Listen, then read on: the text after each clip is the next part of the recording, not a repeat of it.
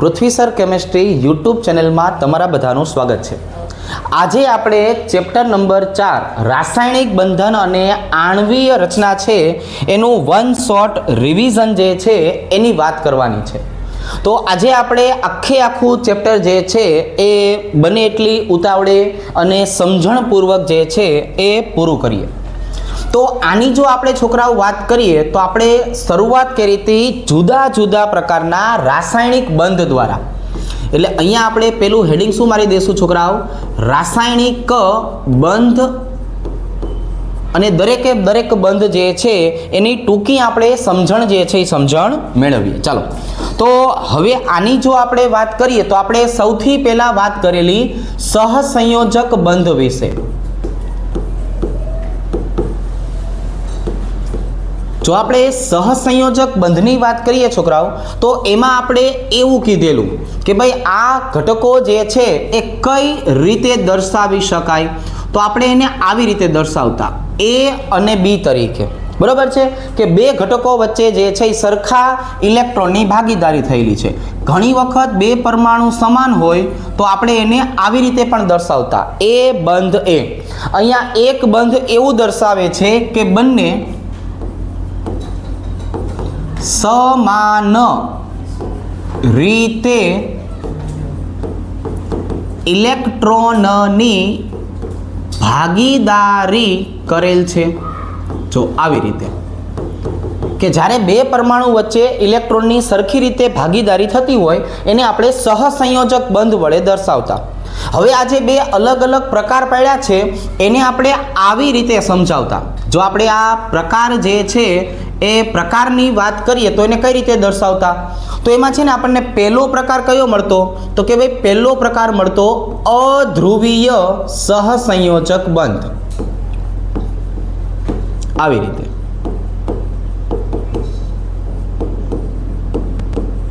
અને જે બીજો આપણને પ્રકાર મળતો એ બીજા પ્રકારને આપણે શું કહેતા, ધ્રુવીય સહસંયોજક બંધ। તો અહીંયા જો આપણે અધ્રુવીય અને ધ્રુવીય સહસંયોજક બંધની વાત કરીએ તો મતલબ બંનેનો સરખો જ થશે કે ઇલેક્ટ્રોનની ભાગીદારી તો કરેલ છે, માત્ર ને માત્ર અહીંયા શું જોવા મળશે કે બે ઘટકો વચ્ચેની વિદ્યુત ઋણતાનો તફાવત 0 છે, અને અહીંયા એવું જોવા મળશે કે આ બે ઘટકો વચ્ચેની વિદ્યુત ઋણતાનો તફાવત 0 નથી। તો હવે ખાલી ઉદાહરણ દ્વારા આપણે સમજીએ કે આને આપણે કઈ રીતે દર્શાવી શકાય, તો કે હાઇડ્રોજન બંધ હાઇડ્રોજન, ઓક્સિજન ડબલ બંધ ઓક્સિજન અને નાઇટ્રોજન ટ્રિપલ બંધ નાઇટ્રોજન। અહીંયા બંને પરમાણુની વિદ્યુત ઋણતા સરખી છે એટલે આપણે એને અધ્રુવીય સહસંયોજક બંધ તરીકે દર્શાવ્યું। અહીંની જો વાત કરીએ તો આપણે આવી રીતે દર્શાવશું HCl, ઓક્સિજન અને હાઇડ્રોજન, નાઇટ્રોજન અને હાઇડ્રોજન, આવી રીતે। તો હવે બે ઘટકો વચ્ચે જે ઇલેક્ટ્રોનની ભાગીદારી થયેલી છે પણ વિદ્યુત ઋણતાના તફાવતને કારણે એકને આપણે પોઝિટિવ એકને આપણે નેગેટિવ ચાર્જ વડે જે છે એ દર્શાવી શકાય, આવી રીતે। તો અહીંયા જે વિદ્યુત ભાર જે છે એનો તફાવત જોવા મળ્યો એટલે આપણે એને નામ શું આપેલું છે, ધ્રુવીય સહસંયોજક બંધ। ત્યાર પછી છોકરાઓ આપણે બીજા નંબરનો બંધ સમજાયો હતો આયોનિક બંધ। હવે જો હું અહીંયા આયોનિક બંધની વાત કરું તો આયોનિક બંધને આપણે કઈ રીતે દર્શાવી શકાય, તો જો એને આપણે આવી રીતે દર્શાવતા A બંધ અને આવી રીતે A plus dot B minus. તો અહીંયા A ધનાયન તરીકે દર્શાવશું, B ઋણાયન તરીકે। તો હવે જો આપણે અહીંયા છોકરાઓ વાત કરી કે A પ્લસ શું કામ બન્યો, તો અહીંયા આપણે એક ઘટક જે છે એને ધનાયન તરીકે દર્શાવતા। કયો ઘટક જે છે એ ધનાયન તરીકે વર્તતો, તો કે આપણે એને ટૂંકમાં A પ્લસ કહેતા, પણ એ A પ્લસ બનવા માટે એના માટે શું જરૂરી હતું, તો એના માટે જરૂરી હતી ઓછી આયનીકરણ ઉર્જા। જેની આયનીકરણ ઉર્જાનું મૂલ્ય ઓછું હોય એ સરળતાથી બંધના ઇલેક્ટ્રોન ગુમાવે અને એને આધારે જે છે એ આપણને શું જોવા મળતું છોકરાઓ? તો કે અહીંયા ધન આયન જોવા મળતો. અહીંયા આપણે ઉદાહરણ તરીકે 11 નંબરના સોડિયમની વાત કરીએ તો શું જોવા મળતું? તો જો આપણને આવું જોવા મળતું, 11 નંબરનો સોડિયમ +1 બનતો અને 1 ઇલેક્ટ્રોન ગુમાવતો. હવે એ જ રીતે આપણે બીજા નંબરની વાત કરીએ, ઋણ આયન. તો આ ઋણ આયન છે એ ક્યારે બનતો છોકરાઓ? તો આને આપણે B- તરીકે દર્શાવતા, પણ એવું કહેતા કે ભાઈ જ્યારે આ વધારે ઋણ ઇલેક્ટ્રોન પ્રાપ્તિ એન્થાલ્પી દર્શાવતો અથવા ઉર્જા, એન્થાલ્પી શબ્દને આપણે ઉર્જા તરીકે પણ દર્શાવી શકાય. તો જ્યારે વધારે ઋણ ઇલેક્ટ્રોન પ્રાપ્તિ એન્થાલ્પી જોવા મળે ત્યારે આપણને આવી રીતે જોવા મળતું. અહીંયા આપણે છોકરાઓ 17 નંબરના ક્લોરીનની વાત કરીએ તો એ 1 ઇલેક્ટ્રોન સરળતાથી સ્વીકારતો અને અહીંયા આપણને શું જોવા મળતું છોકરાઓ? તો કે ભાઈ 17 નંબરનો ક્લોરીન માઇનસ આયન જોવા મળતો. હવે એક બાજુએ શું બનાવ્યું હતું આપણે? તો કે ભાઈ એક બાજુએ ધન આયન બનાવ્યો છે, એક બાજુએ ઋણ આયન.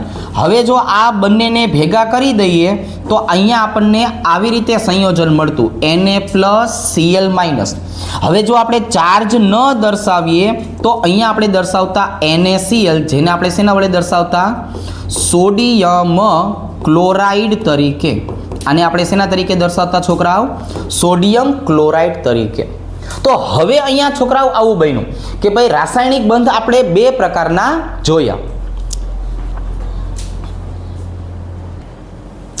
હવે આ જો ત્રીજા નંબરની જો આપણે છોકરાઓ વાત કરીએ તો ત્રીજા નંબરે આપણે ધાત્વીય બંધ સમજાવ્યો હતો. જો આપણે ત્રીજા નંબરની વાત કરીએ તો ત્રીજા નંબરે છોકરાઓ શું આવ્યું હતું? તો કે ધાત્વીય બંધ આવ્યો હતો. ધાત્વીય બંધમાં આપણે ખાસ કરીને બે શબ્દ ઉપર ધ્યાન રાખ્યું હતું. એમાં પહેલો જે શબ્દ હતો એને આપણે કીધું હતું પરમાણુ કર્નલ. પહેલા શબ્દની જો આપણે વાત કરીએ તો આને પરમાણુ કર્નલ તરીકે દર્શાવી શકાય. અને બીજા શબ્દની જો આપણે વાત કરીએ તો એને આપણે કીધેલું વિસ્થાનીકૃત ઇલેક્ટ્રોન. તો હવે અહીંયા જો પરમાણુ કર્નલ અને વિસ્થાનીકૃત ઇલેક્ટ્રોનને દર્શાવવા માટેની આપણે નિશાની આવી રીતે બનાવતા, આવી રીતે. અને ઇલેક્ટ્રોન સમુદ્ર નમૂનો તરીકે પણ આપણે વાત કરેલી, આવી રીતે. તો હવે પરમાણુ કર્નલ એટલે કોણ થશે?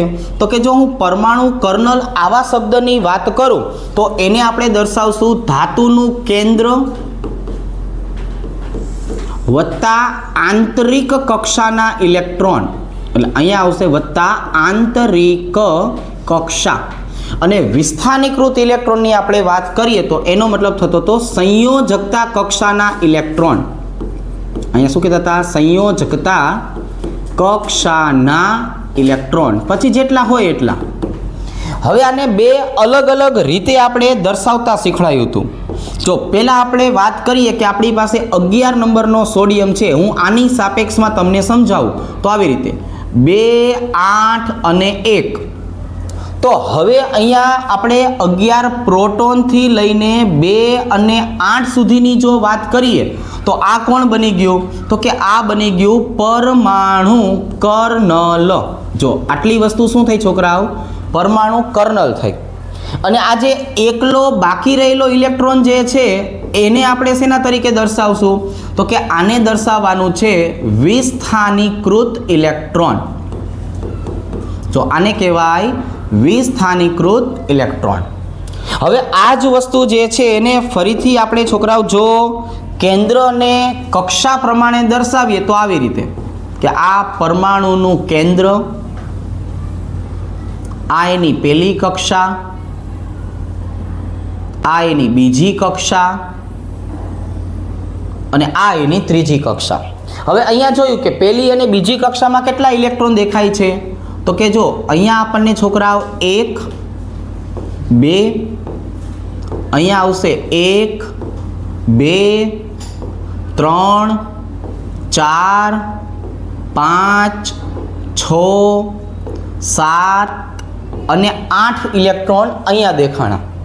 હવે એક ઇલેક્ટ્રોન જે છે એની આપણે ચર્ચા કરીએ. જો એ એક ઇલેક્ટ્રોન આપણને ક્યાં દેખાવાનો છે? આ જગ્યાએ. રેડી? તો હવે આટલો જે ભાગ આપણને મળ્યો છે, આટલો ભાગ કેન્દ્રથી લઈને આંતરિક કક્ષા સુધીનો, તો આને શેના તરીકે દર્શાવવાની વાત હતી? તો કે ભાઈ આને દર્શાવવાનું હતું પરમાણુ કર્નલ તરીકે. અને આજે બાહ્યતમ કક્ષામાં, સંયોજકતા કક્ષામાં એક ઇલેક્ટ્રોન પડ્યો રહ્યો ને, એ એક ઇલેક્ટ્રોનને આપણે શું નામ આપેલું છે? તો કે એકને નામ આપ્યું છે વિસ્થાનીકૃત ઇલેક્ટ્રોન. તો હવે આવી રીતે પહેલી કક્ષા માટેની જો ચર્ચા કરીએ તો પહેલા પરમાણુનો પરમાણુ કર્નલ અને બીજાનો જે છે વિસ્થાનીકૃત ઇલેક્ટ્રોન, આ બે શબ્દની આધારે આપણે ધાત્વીય બંધ જે છે એ સમજાવી શકાય. તો ધાત્વીય બંધ માટે આટલા શબ્દ અગત્યના કે પરમાણુ કર્નલ, વિસ્થાનીકૃત ઇલેક્ટ્રોન, અને આને શેના વડે દર્શાવવાનું હતું? તો કે ભાઈ આને દર્શાવવાનું છે ઇલેક્ટ્રોન સમુદ્ર નમૂના તરીકે. આને આપણે આવી રીતે દર્શાવી શકાય. ચલો પછી આપણે ચોથા નંબરનો બંધ કયો સમજાવેલો? તો કે જો ચોથા નંબરની આપણે વાત કરીએ છોકરાઓ, તો ચોથા નંબરે આપણે સમજાવેલો હાઇડ્રોજન બંધ. હવે હું આ હાઇડ્રોજન બંધ જે છે એની ટૂંકી ઓળખાણ આપું તો એને કઈ રીતે દર્શાવશું? તો હાઇડ્રોજન બંધ માટે આપણે શબ્દ વાપરતા હતા આંશિક ધન વીજભારિત હાઇડ્રોજન વત્તા બીજા નંબરે કોણ આવતું હતું છોકરાઓ? તો કે બીજા નંબરે આવતું હતું અબંધકારક ઇલેક્ટ્રોન યુગ્મ. હવે અહીંયા જો આપણે આવા અબંધકારક ઇલેક્ટ્રોન યુગ્મની ચર્ચા કરીએ તો અબંધકારક ઇલેક્ટ્રોન યુગ્મ માત્ર ને માત્ર સમૂહ 15ના ઘટકો પાસે માનાંક તરીકે નાઇટ્રોજન, સમૂહ 16ના તત્વો પાસે માનાંક તરીકે ઓક્સિજન અને સમૂહ 17ના તત્વો માનાંક તરીકે ફ્લોરિન આમની વચ્ચે જોવા મળે. તો આવો આંશિક ધન વીજભારિત હાઇડ્રોજન અને અબંધકારક ઇલેક્ટ્રોન યુગ્મ. હવે જે બંધ બને એ બંધને આપણે શેના તરીકે દર્શાવશું? તો કે હાઇડ્રોજન બંધ તરીકે દર્શાવશું. આપણે પાણીના માનાંક ઉદાહરણ દ્વારા આને સમજાવીએ. જો આવી રીતે. હવે આજે ઓક્સિજનની આપણે વાત કરીએ છીએ તો ઓક્સિજન પાસે શું આવેલું હોય? તો કે ભાઈ એની પાસે અબંધકારક ઇલેક્ટ્રોન યુગ્મ આવેલા હોય. જો આ અબંધકારક ઇલેક્ટ્રોન યુગ્મની વાત કરી. વિદ્યુત ઋણતા છે એ કોની વધારે હોય? તો કે જો વિદ્યુત ઋણતા ઓક્સિજનની વધારે હોય.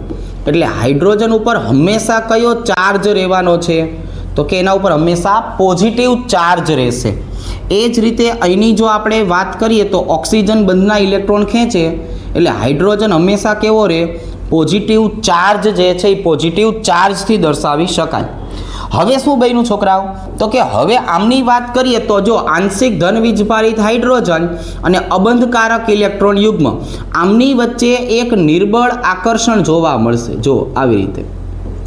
આજે નિર્બળ આકર્ષણની આપણે વાત કરીએ છીએ એ નિર્બળ આકર્ષણને જ શું બોલવામાં આવે છે? તો કે આને જ બોલવામાં આવે છે હાઇડ્રોજન બંધ. હવે જો હું આ હાઇડ્રોજન બંધ શબ્દની વાત કરું તો હાઇડ્રોજન બંધના બે પ્રકાર પાડી શકાય. જો અહીંયા આપણે શેની વાત કરીએ? હાઇડ્રોજન બંધ. તો હાઇડ્રોજન બંધ છે એને બે પ્રકારમાં વહેંચી શકાય. કયા કયા બે પ્રકારની આપણે ચર્ચા કરશું છોકરાઓ? તો કે એક જે છે ને એને બોલશું આંતર આણ્વીય હાઇડ્રોજન બંધ. આવી રીતે. અને બીજાને આપણે નામ આપવાનું છે છોકરાઓ આંતઃ આણ્વીય હાઇડ્રોજન બંધ. સાંભળ્યું? જો આટલી આપણે ચર્ચા કરી. સાંભળો કે ભાઈ હાઇડ્રોજન બંધ છે તેને બે ભાગમાં વહેંચી શકાય. એક આંતર આણ્વીય, એક આંતઃ આણ્વીય. પ્રબળતાની વાત કરીએ તો આંતર આણ્વીય હાઇડ્રોજન બંધ વધારે પ્રબળ છે. કોની કરતા? આંતઃ આણ્વીય બંધ કરતા. હવે આના ઉદાહરણ લખાવ્યા હતા તો કે હા. કયા ઉદાહરણ હતા? તો જો આને આપણે દર્શાવ્યું હતું છોકરાઓ પેરા નાઇટ્રોફિનોલ દ્વારા. જો આને શેના વડે દર્શાવી શકાય? પેરાનાઇટ્રોફિનોલ દ્વારા. આની જો આપણે વાત કરીએ તો આને આપણે દર્શાવ્યું હતું ઓર્થોનાઇટ્રોફિનોલ દ્વારા. જો આવી રીતે. હવે હવે આના પછી છોકરાઓ 5મા નંબરની જો આપણે વાત કરીએ તો 5મા નંબરે આપણે સમજાયું હતું વાન ડર વાલ્સ આકર્ષણ બળ. જો આ કોઈ પ્રકારનો બંધ નથી, આ માત્ર ને માત્ર શું છે? એક નિર્બળ આકર્ષણ છે. વાન ડર વાલ્સ આકર્ષણ. આને શેના વડે દર્શાવી શકાય? વાન ડર વાલ્સ આકર્ષણ તરીકે. હવે આના કઈ પ્રકાર પાડવા છે તો કે હા, પાડી દઈએ. અહીંયા છે ને 3 પ્રકાર જોવા મળશે. કેટલા પ્રકાર જોવા મળશે છોકરાઓ? 3 પ્રકાર જે છે એ જોવા મળશે. પહેલાને શું કહેશું તો કે ભાઈ પહેલાને બોલવાનું છે આપણે દ્વિધ્રુવીય આકર્ષણ. ચાલો આવી રીતે. બીજા નંબરની વાત કરીએ તો એને દર્શાવશું આપણે પ્રેરિત દ્વિધ્રુવીય આકર્ષણ તરીકે.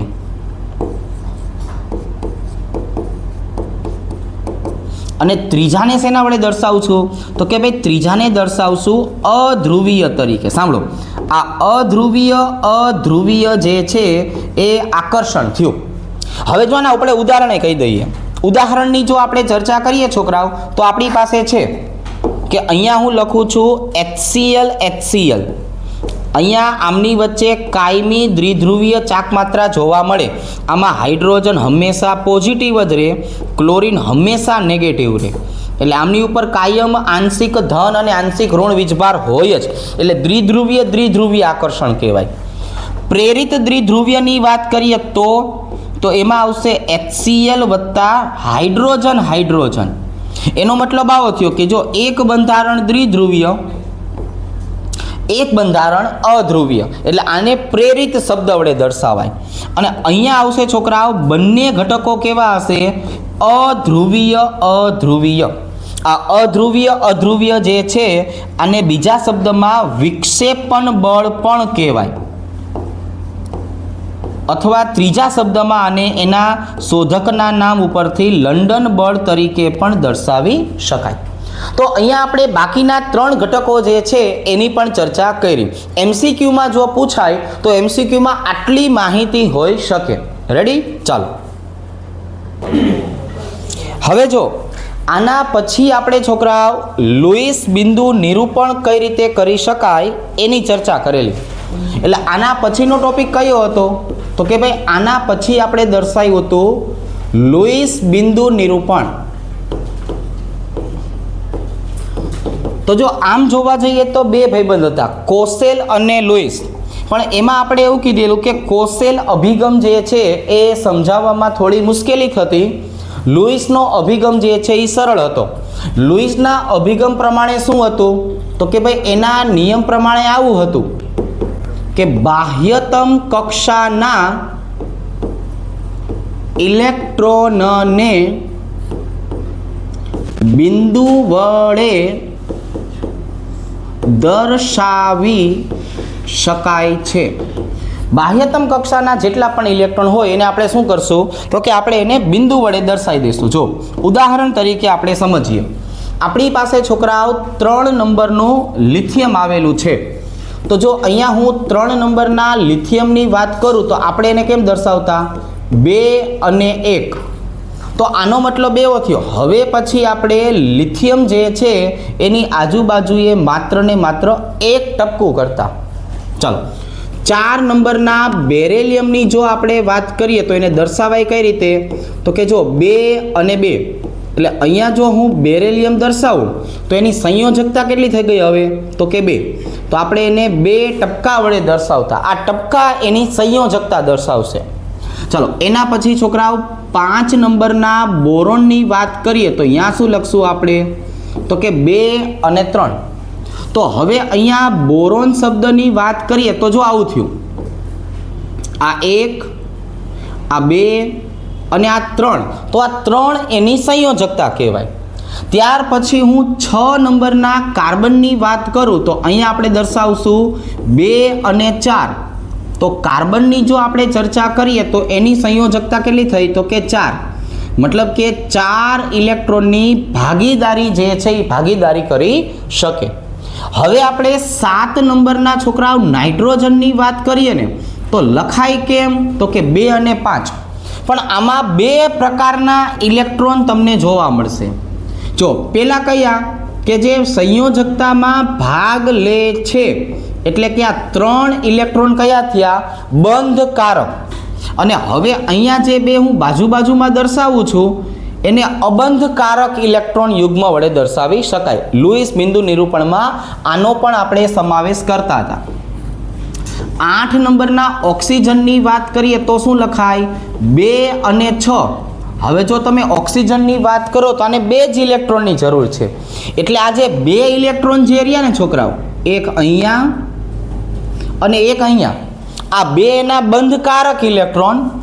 બાકીના જે આપણી પાસે 4 ટપકા વધે છે એ 2 અબંધકારક ઇલેક્ટ્રોન યુગ્મ તરીકે વર્તે. અને એ જ રીતે છેલ્લે 9 નંબરના ફ્લોરિનની જો આપણે વાત કરીએ તો અહીંયા દર્શાવતા હતા 2 અને 7. જો આવી રીતે આ ફ્લોરિન, તો ફ્લોરિનમાં આ 1 ઇલેક્ટ્રોન એની સંયોજકતા માટે, બાકીના 6 ટપકા જે રહ્યા એ 6 ટપકાને આપણે શું કહેતા? એના અબંધકારક ઇલેક્ટ્રોન યુગ્મ. જો આવી રીતે આ થઈ ગયું તત્વને દર્શાવવા માટે લુઈસ બિંદુ નિરૂપણ. હવે આ જ વસ્તુને આપણે એપ્લાય કરવી હોય તો એપ્લાય પણ કરી શકાય. કઈ રીતે? તો આપણે એના માટે આપણે એમોનિયાનું ઉદાહરણ લઈએ. જો આ બાજુએ હું શું દર્શાવું છું? એમોનિયા. એમોનિયાનો મતલબ શું થવાનો છે? NH3. હવે અહીંયા જો આપણે એક નાઇટ્રોજનની વાત કરીએ તો નાઇટ્રોજન માટે શીખવાયું કે આપણને અહીંયા 2 ઇલેક્ટ્રોન અબંધકારક તરીકે જોવા મળશે અને આ જે 3 ઇલેક્ટ્રોન છે એ 3 ઇલેક્ટ્રોન શેના તરીકે જોવા મળશે? બંધકારક. જો 2 ટપકા કયા? અબંધકારક, અને આ 3 કયા? તો કે બંધકારક. હવે અહીંયા હું હાઇડ્રોજનને દર્શાવું છું. જો તો હાઇડ્રોજન પાસે 1 ઇલેક્ટ્રોન, આ હાઇડ્રોજન પાસે બીજો ઇલેક્ટ્રોન અને આ હાઇડ્રોજન પાસે ત્રીજો ઇલેક્ટ્રોન. રેડી? તો હવે જો આપણે હાઇડ્રોજનની સંયોજકતાની વાત કરીએ તો એની સંયોજકતા આવી રીતે આપણને 1 તરીકે જોવા મળશે. જો આ હાઇડ્રોજનની સંયોજકતા થઈ ગઈ આવી રીતે. અને હવે હું જો બધા જ ઇલેક્ટ્રોનને છોકરાઓ ભેગા કરી લઉં તો એ બધા જ ઇલેક્ટ્રોન જે છે એ કોના માટે થઈ ગયા? તો કે નાઇટ્રોજન માટે. આમ નાઇટ્રોજનની પણ અષ્ટક રચના પૂર્ણ થાય અને સાથે સાથે જે છે એ હાઇડ્રોજનની પણ અષ્ટક રચના પૂરી થાય. હજી સાંભળો, હજી આપણે એક કાર્બન ડાયોક્સાઇડનું ઉદાહરણ સમજાવીએ. અહીંયા હું કોનું ઉદાહરણ સમજાવું છું? કાર્બન ડાયોક્સાઇડનું. આવી રીતે. તો જો કાર્બન ડાયોક્સાઇડ શબ્દની આપણે વાત કરીએ તો એને આપણે આમ દર્શાવશું. જો આ એક બાજુએ કાર્બનની વાત કરીએ તો કાર્બન પાસે કેટલા ટપકા હતા છોકરાઓ? તો કે જો 4 ટપકા હતા. આવી રીતના. આજુબાજુમાં આપણે ઓક્સિજન દર્શાવી દઈએ. જો આમ ઓક્સિજન. તો ઓક્સિજન જે છે એની પાસે 2 કયા ઇલેક્ટ્રોન આવશે? તો કે જે ભાગીદારીમાં વપરાતા હતા એ. જો આમ બાજુમાં. અને હજુ ઓક્સિજન પાસે બાકીના જે 4 ટપકા હતા એ કયા હતા? તો કે એ અબંધકારક હતા. કયા હતા? અબંધકારક. તો કાર્બન ડાયોક્સાઇડનું લુઈસ બિંદુ નિરૂપણ કરવું હોય તો આપણે આવી રીતે કરી શકાય. તો લુઈસ બિંદુ નિરૂપણ આમ જોવા જઈએ તો એક નાનકડો જે છે એ મુદ્દો હતો. પછી આપણે આના માટે કંઈ સમજાયું હતું? તો કે હા, આને આગળ આપણે નિયમનિષ્ઠ ભાર તરીકે દર્શાવતા. તો એને હું અલગથી દર્શાવું છું. નિયમનિષ્ઠ ભાર. આ નિયમનિષ્ઠ ભારમાં આપણને 3 પ્રકારની શરત જોવા મળતી. કેટલા પ્રકારની શરત જોવા પડતી? 3 પ્રકારની શરત જોવા મળતી. કઈ 3 શરત છે? યાદ છે? તો કે હા, હું લખું પછી યાદ આવી જશે. પહેલી શરત કઈ?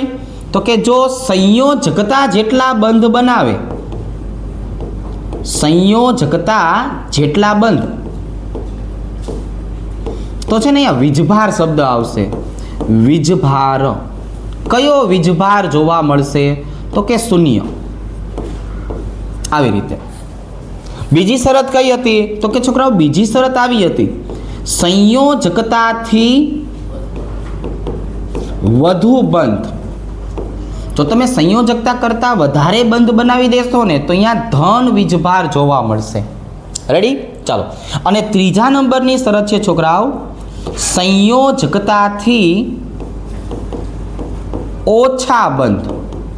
આવી રીતે જો હવે હું જો સંયોજકતાથી ઓછા બંધ બનાવું તો અહીંયા આપણને ઋણ વીજભાર જોવા મળે. હવે આ બધાને દર્શાવવા માટે આપણી પાસે કંઈ ખરું? તો કે હા, એક સરસ મજાનું ઉદાહરણ હતું અને એ ઉદાહરણને આપણે નામ આપ્યું હતું ઓઝોન. શું નામ આપેલું છોકરાઓ? ઓઝોન તરીકે દર્શાવતા. ઓઝોન એટલે આમ જોવા જઈએ તો શું થાય? O3. પણ એને જો દર્શાવવાની રીત હતી સરસ મજાની. એક ઓક્સિજન ડબલ બંધથી જોડાય, એક ઓક્સિજન સિંગલ બંધથી જોડાય. હવે લાગતા વળગતા ઓક્સિજન માટેની વાત કરીએ. આપણે અહીંયા કીધું કે ઓક્સિજનની સંયોજકતા કેટલી કહેવાય? 2. તો જો આ ઓક્સિજનની સંયોજકતા 3 થઈ ગઈ, એટલે સંયોજકતા કરતાં વધારે બંધ. તો આની ઉપર કયો ચાર્જ લાવવાનો? Positive charge. સંયોજકતા કરતાં ઓછા બંધ એટલે આ ઓક્સિજનની સંયોજકતા 1 ઓછી છે. અહીંયા કયો આવશે? તો કે ઋણ વીજભાર. આ ઓક્સિજને માત્ર ને માત્ર 2 જ બંધ બનાવ્યા છે, એટલે અહીંયા કોઈ પ્રકારનો વીજભાર દર્શાવવાની જરૂર નથી. એટલે જો સંયોજકતા જેટલા બંધ હોય તો 0, સંયોજકતાથી વધારે બંધ હોય તો પોઝિટિવ ચાર્જ, અને સંયોજકતાથી ઓછા હોય તો નેગેટિવ ચાર્જ. રેડી? તો આ 2 વસ્તુ આપણે જોઈ, લુઈસ બિંદુ નિરૂપણ, અને એક આપણે અહીંયા શેની વાત કરી છોકરાઓ? નિયમનિષ્ઠ ભાર. જે નિયમનિષ્ઠ ભાર ખાસ કરીને વીજભાર માટે આપણે દર્શાવીએ છીએ. ઓકે, જો આટલું જોઈએ. નહીં આવે તો હ્યુમન અવાજ જ કેપ્ચર કરે છે ખાલી.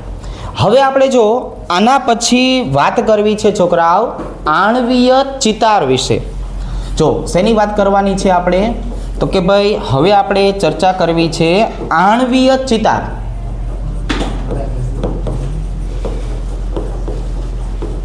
તો એના માટે આપણે છોકરાઓ એક સરસ મજાની જે છે એ માહિતી જે છે એ માહિતી સમજાવેલી. જો આને હું 2 કટકામાં જે છે એ સમજાવીશ. પહેલાં આપણે એવું સમજાવીએ કે જો આપણે છોકરાઓ આમ જોવા જઈએ તો પરમાણ્વીય કક્ષકોનું જે સંમિશ્રણ થતું હોય ને, એ પરમાણ્વીય કક્ષકોના સંમિશ્રણથી આણ્વીય કક્ષક બને. જો ફોર એક્ઝામ્પલ આપણે એક હાઇડ્રોજનનું પહેલાં સાદું ઉદાહરણ લઈએ કે આ બાજુએ આપણે શું દર્શાવતા? તો કે ભાઈ જો હાઇડ્રોજન પરમાણુ, એનો અર્થ એવો થયો કે અહીંયા મારી પાસે પરમાણ્વીય કક્ષક છે. જો આને શું કહેવાય? પરમાણ્વીય કક્ષક. સેમ વસ્તુ આપણને આ બાજુ જોવા મળશે હાઇડ્રોજન પરમાણુ તરીકે.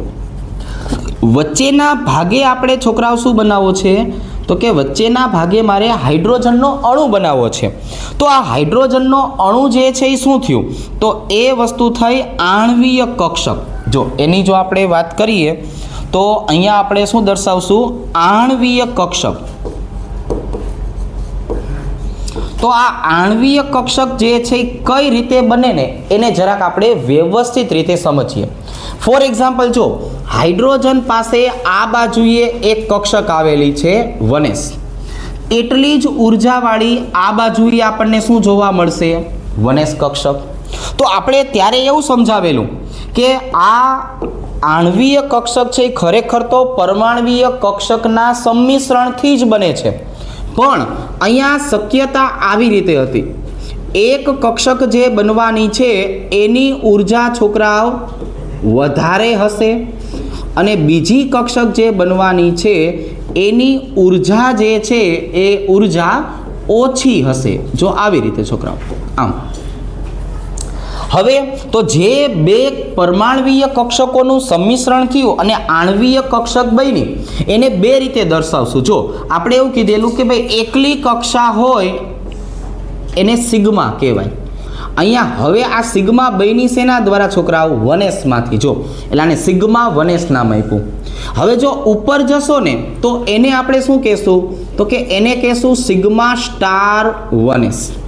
બીજા નંબરની વાત કરીએ કે અહીંયા જુઓ છોકરાઓ, આજે સિગ્મા 1s મેળવીને એને આપણે BMO તરીકે દર્શાવતા. શેના તરીકે દર્શાવતા? BMO તરીકે. તો અહીંયા હું દર્શાવું છું કે ભાઈ BMO નો મતલબ શું થયો?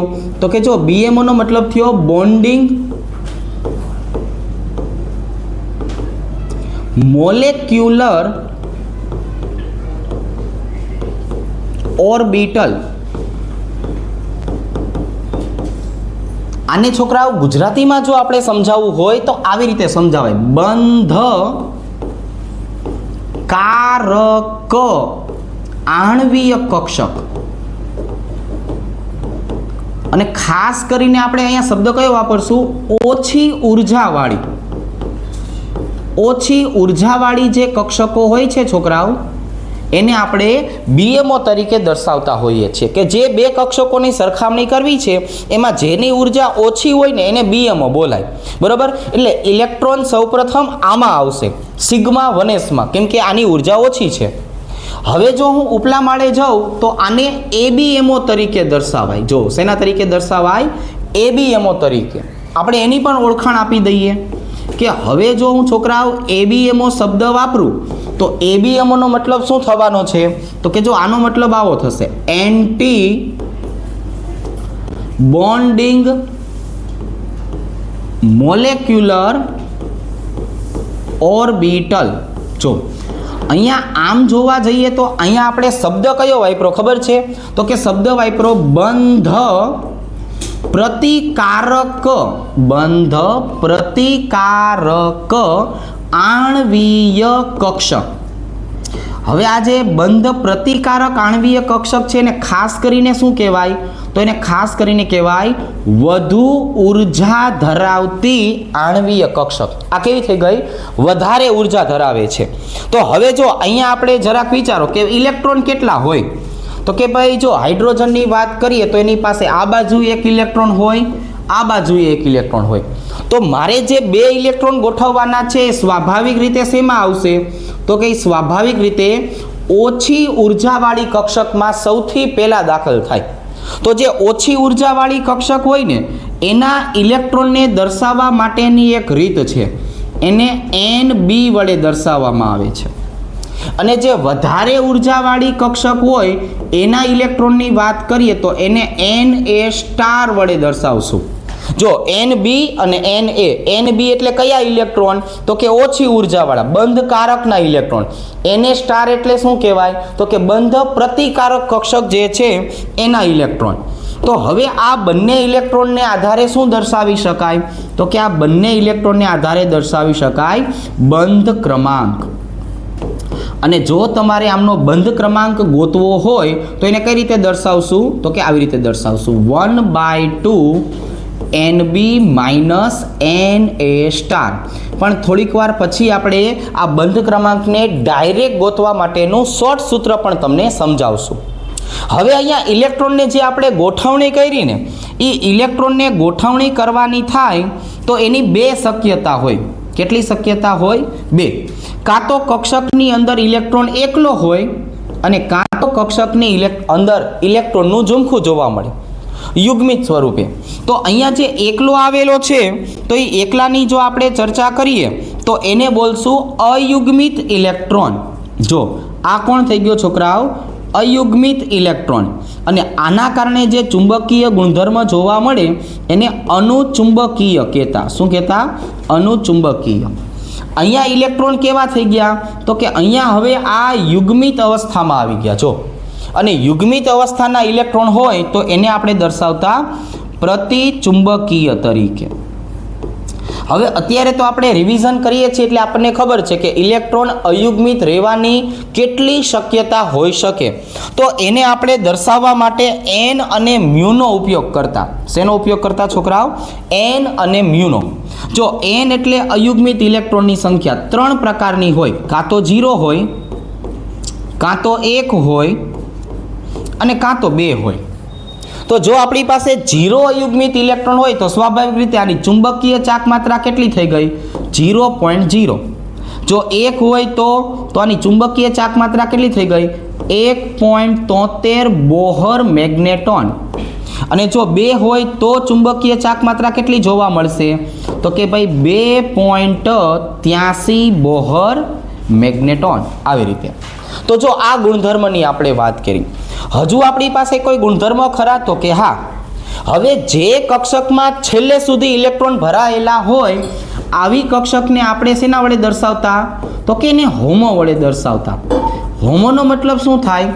તો કે ભાઈ હાઈએસ્ટ ઓક્યુપાઈડ મોલેક્યુલર ઓર્બિટલ, મતલબ છેલ્લે જે કક્ષકમાં ઇલેક્ટ્રોન ભરાયેલા છે ને એને હોમો કહેવાય.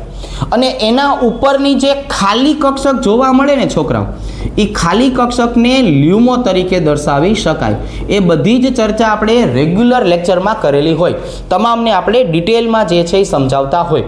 તો આ આપણે ઉપર છેલ્લી વાત જે છે એ મુદ્દાને સમજાવવા માટે કરી. રેડી? હવે આપણે એના કરતાં શું કરીએ?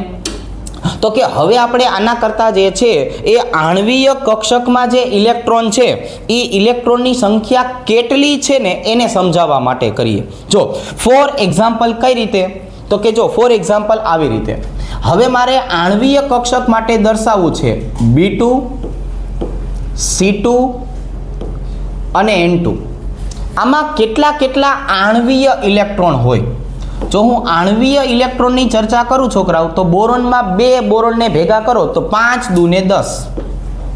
કાર્બનની વાત કરીએ તો 6 દૂને 12. અને નાઇટ્રોજનની વાત કરીએ તો 7 દૂને 14. 2 નાઇટ્રોજનને આપણે ભેગા કર્યા એટલે શું આવ્યું? 10, 12 અને 14. તો જ્યારે આવી રીતે 14 કે 14 કરતાં ઓછા ઇલેક્ટ્રોન જોવા મળે ને, 14 કે તેથી ઓછા ઇલેક્ટ્રોન, તો આપણે આણ્વીય કક્ષકને સમજાવવા માટે એક ટ્રીક આપેલી. અને ટ્રીક શું હતી? કે અહીંયા તમારે 2 સમોસા જે છે એ સીધા બનાવવાના. શું કરવાનું છોકરાઓ? 2 સમોસા સીધા બનાવવાના. આનો મતલબ આવો થયો, જો નીચે મને 8 ઇલેક્ટ્રોન તો જોવા મળવાના છે જ, તો અહીંયા આપણી પાસે કઈ કઈ કક્ષકો આવેલી હશે? તો કે જો અહીંયા આપણી પાસે આવી રીતે કક્ષકોની ગોઠવણી હશે છોકરાઓ. આમ અહીંની આપણે વાત કરીએ તો કે અહીંની કક્ષકો આવી રીતે હશે, જો આમ. હવે એ કક્ષકોની જો આપણે દર્શાવવાની રીત જોઈએ ને તો આવી રીતે. બેકલી કક્ષકોને આપણે શું કીધેલું? જો આપણે આવા શબ્દ વાપરશું, રેગ્યુલર તમે લેક્ચર જોશો ને તો ખબર પડશે કે એકલી કક્ષક હોય ને, એકલી કક્ષક, તો એને સિગ્મા કહેવાય. અને જે બેકલી કક્ષક હોય ને, બેકલી જેમાં 2 આવેલી હોય, એને પાઈ તરીકે દર્શાવાય. બેકલી કક્ષકને શું કહેવાય છોકરાઓ? પાઈ. તો હવે આને જો મારે નામકરણ કરવું હોય તો જો બેકલીને આપણે શું કીધું હતું? પાઈ 2px બરાબર પાઈ 2py. એના માથે જવા જઈએ તો જો હજી એકલી જ છે તો એકલીને કહેવાય સિગ્મા 2pz. માથે જેમ જઈએ ને એમ બધા સ્ટારવાળા માણસો આવી જાય, એટલે ઉપલા માળે કોણ આવશે? પાઈ સ્ટાર 2px. અને બાજુમાં કોણ આવશે? તો કે બાજુમાં આવશે પાઈ સ્ટાર 2py. અને એના ઉપલા માળે જઈએ તો અહીંયા આવશે સિગ્મા સ્ટાર 2pz. તો હવે આ જો તમે બોરોન, કાર્બન અને નાઇટ્રોજનનો ચિતાર બનાવો ને તો એ તમને આવી રીતે જોવા મળશે. રેડી? હવે આના કરતાં આપણે આગળ વધીએ. અહીંયા હું દર્શાવું છું છોકરાઓ O2 અને F2. એટલે અહીંયા તમે જુઓ કેટલા ઇલેક્ટ્રોન થયા? તો કે અહીંયા 16 થયા. અને અહીંયા કેટલા થયા છોકરાઓ? તો કે અહીંયા 18 થયા. તો હવે જ્યારે આપણી પાસે 15 કે તેથી વધુ ઇલેક્ટ્રોન જોવા મળે, વધુ આણ્વીય ઇલેક્ટ્રોન, તો આ 2 સમોસા જે રહ્યા ને એ સમોસા બદલાઈ જશે. જો એને કઈ રીતે દર્શાવશું? તો એને આપણે ટૂંકી રીત આવી આપેલી કે તમારે એક સમોસું સીધું રાખવાનું અને એક સમોસું કેવું કરી નાખવાનું? આમ ઊંધું. નીચે કેટલા ઇલેક્ટ્રોન આવેલા હોય? 8 ઇલેક્ટ્રોન. હું આ 8 ઇલેક્ટ્રોન કઈ રીતે દર્શાવું છું જરાક જોવો જોઈએ. સિગ્મા 1sમાં 2, સિગ્મા સ્ટાર 1sમાં 2, સિગ્મા 2sમાં 2 અને સિગ્મા સ્ટાર 2sમાં 2. જો અહીંયા કેટલા ઇલેક્ટ્રોન હોય? તો કે 2 ઇલેક્ટ્રોન. અહીંયા કેટલા હોય? તો કે 2 ઇલેક્ટ્રોન. અહીંયા કેટલા હોય? તો કે 2 ઇલેક્ટ્રોન. અને અહીંયા કેટલા હોય? તો કે 2 ઇલેક્ટ્રોન. બસ આ 8 ઇલેક્ટ્રોન તો અહીંયા આવી ગયા. હવે કેટલા ઇલેક્ટ્રોન આવ્યા છોકરાઓ આપણી પાસે? તો કે 8 કરતાં વધારે જેટલા મૂકવા હોય ને એટલા. જો એક કક્ષક અહીંયા રાખવાની, બે કક્ષકો અહીંયા, આ બે કક્ષકો અહીંયા રાખવાની, એક કક્ષક અહીંયા. બેનો તફાવત જોઈ લો. બેનો તફાવત શું છે? સમોસા મેં બદલી નાખ્યા. હવે કક્ષકોના નામ લખી દઈએ. જો આવી રીતે નીચે એકલી કક્ષક આવી ગઈ. એકલી કક્ષક એટલે કોણ? તો કે સિગ્મા. Sigma 2pz. આ બેની વાત કરીએ તો અહીંયા આવશે પાઈ 2px બરાબર પાઈ 2py આવી રીતે. અને માથે જેમ જતા જઈએ એમ બધા કેવા આવી જાય? સ્ટાર વાળા. એટલે અહીંયા આવશે પાઈ સ્ટાર 2px બરાબર પાઈ સ્ટાર 2py.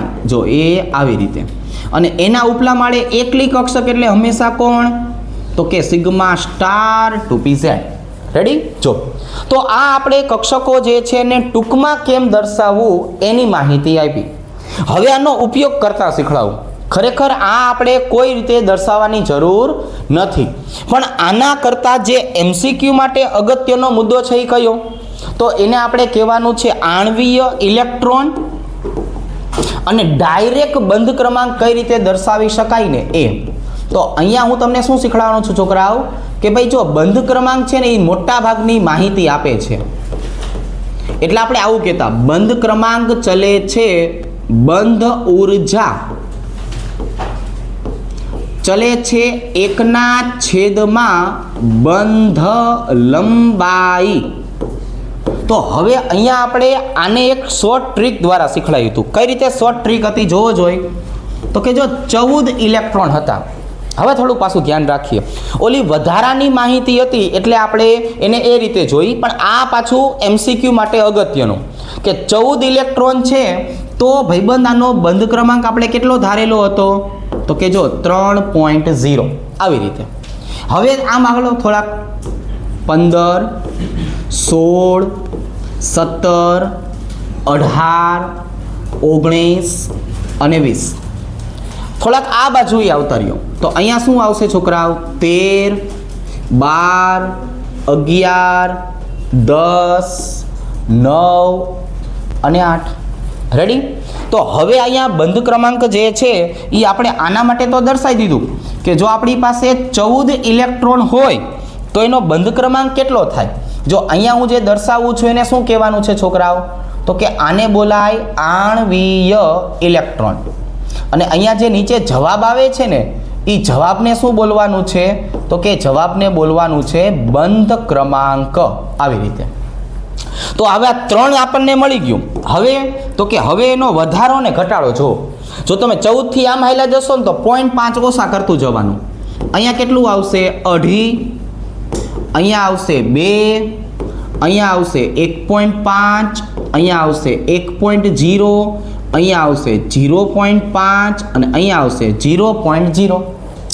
હવે એક એ જ વસ્તુ આમ તમે આમ પાછા હાલ્યા હો તો 0.5 ઘટાડવાનું. જો 2.5, 2.0, 1.5, 1.0, 0.5 અને 0.00. તો હવે જ્યારે આપણે શરૂઆત કરી હોય ને છોકરાઓ આ બધાની, એટલે ખાસ કરીને વાદળું બનાવીને માહિતી આપી હોય. અને માહિતી કઈ હોય?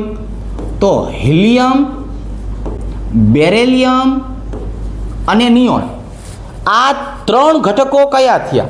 તો જો હું આ 3 ઘટકોની વાત કરું ને તો આ 3 આપણા ભાઈબંધ એવા છે કે આમના માટે બંધ ક્રમાંક જે છે એ બંધ ક્રમાંકનું મૂલ્ય કેવું મળશે છોકરાઓ?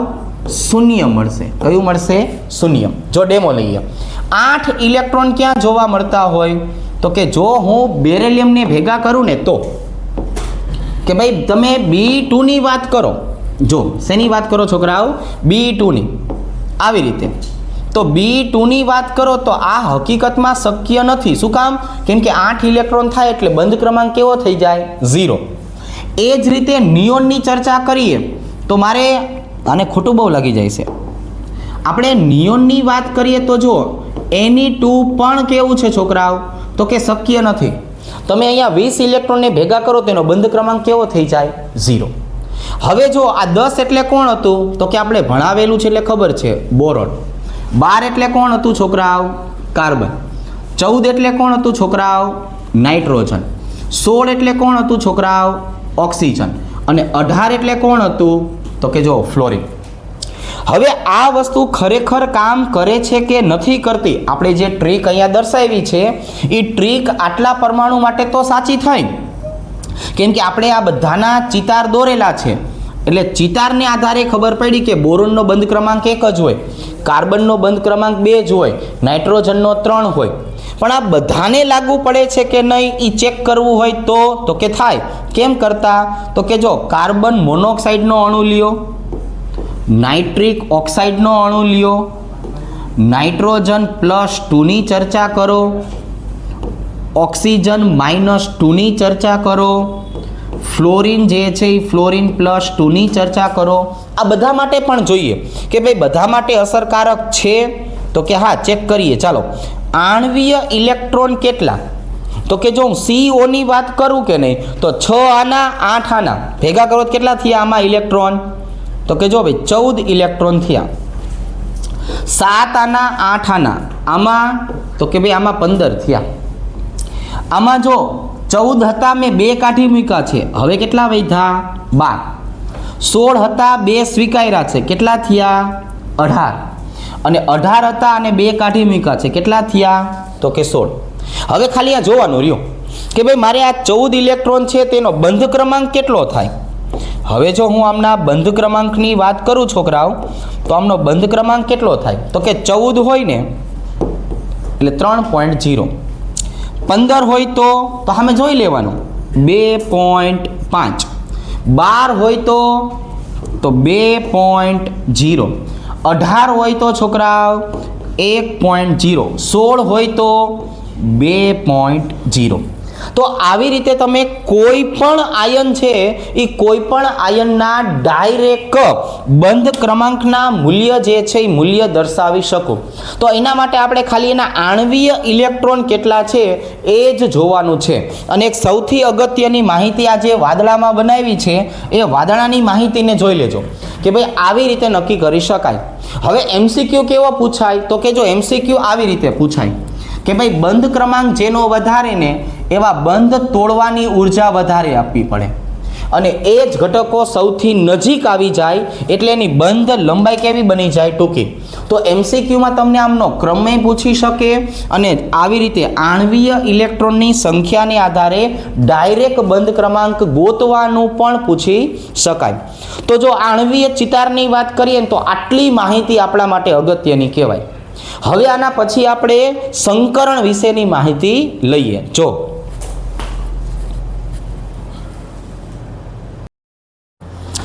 ઓકે, તો હવે આપણે બંધ ક્રમાંકના મૂલ્ય પછી આજે આપણે સંકરણની ચર્ચા કરશું. જો સંકરણ શબ્દની વાત કરીએ છોકરાઓ, તો સંકરણ શબ્દ સમજતા પહેલાં આપણે એના સૂત્રની ચર્ચા કરવી પડે. જો આપણે આ સંકરણ શબ્દ બોલીએ તો એના માટે આપણે વાત કરવી પડશે કુલ ઇલેક્ટ્રોન યુગ્મ વિશે. હવે આ કુલ ઇલેક્ટ્રોન યુગ્મ જો આપણે ગોતવાનું થાય તો એના માટેનું એક સરસ મજાનું આપણે સૂત્ર બનાવ્યું હતું. સંયોજકતા કક્ષાના electron plus or minus charge અને વત્તા એક સંયોજક પરમાણુની સંખ્યા. જો આવી રીતે આપણે આખું છોકરાઓ સૂત્ર લખતા, અને આ બધાના ભાંગાકારમાં શું કરવાનું હતું? તો કે ભાઈ જો બધાના ભાંગાકારમાં બ ગળે 2. હવે અહીંયા જે આપણે શબ્દ વાપરો ને સંયોજકતા કક્ષાના ઇલેક્ટ્રોન, એનો મતલબ થશે અહીંયા આપણે મધ્યસ્થ પરમાણુની વાત કરશું. અને અહીંયા જે આપણે શબ્દ વાપરો ને એક સંયોજક પરમાણુ, અહીંયા આપણે વાત કરશું હાઇડ્રોજન માટે, ફ્લોરિન માટે, ક્લોરિન માટે, બ્રોમિન માટે અને આયોડિન માટે. આટલા ઘટકો માટે આપણે એક સંયોજક જે છે એના વડે દર્શાવી શકાય. હવે આ ઉપયોગી માહિતી છે એટલે આને પાછી થોડીક વિસ્તૃતમાં સમજીએ કે ભાઈ અહીંયા કેવા શું માગીએ છીએ. તો પહેલાં મારે તમને સમજાવવું છે છોકરાઓ સંયોજકતા કક્ષાના ઇલેક્ટ્રોન.